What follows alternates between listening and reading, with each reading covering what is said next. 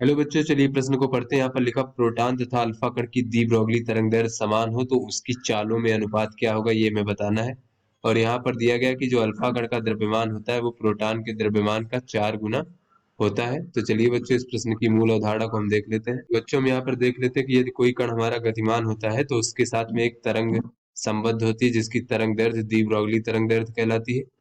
और ये दी ब्रोगली तरंग दैर्ध्य कितनी होती है, इसे अगर हम लेमडा से प्रदर्शित करें तो ये लेमडा बराबर होता है प्लांक नियतांक h भागे mv कण का संवेग द्रव्यमान गुणे वेग।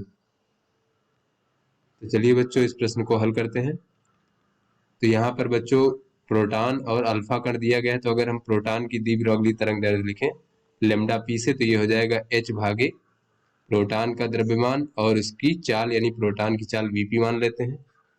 इसको समीकरण 1 मान लेते हैं। उसके बाद फिर अगर अल्फा कण की दी ब्रोगली तरंग देखें तो ये लेमडा अल्फा मान लेते हैं, इसको ये हो जाएगा h भागे अल्फा कण का द्रव्यमान और बच्चों वी अल्फा यानी अल्फा कण का चाल, इसको हम समीकरण 2 मान लेते हैं। तो कहा जा रहा है कि यहाँ पर कहा जा रहा है कि प्रोटॉन तथा अल्फा कण इनकी दोनों की दी ब्रोगली तरंग दैर्ध्य समान है, यानी बच्चों दोनों का मान जो है समान है। तो यहाँ से हम कह सकते हैं कि लेमडा पी बराबर लेमडा अल्फा। तो यहाँ पर अगर हम दोनों का मान समान रखते हैं इस प्रकार से तो ये हो जाएगा एम पी वी पी बराबर एच भागे एम अल्फा वी अल्फा। तो ये एच से एच कट जाएगा बच्चों, और यहां से अगर हम देखें तो ये हो जाएगा वीपी भागे वी अल्फा बराबर, देखें अगर दोनों चालों का अनुपात वीपी भागे वी अल्फा बराबर हो जाएगा एम अल्फा भागे एम पी।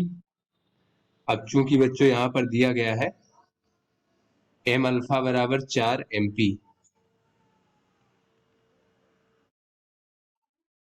तो यहां से अगर हम एम अल्फा भागे एम पी का मान देखें तो ये हो जाएगा 4। तो यहाँ से बच्चों हम इसका मान 4 रख देते हैं।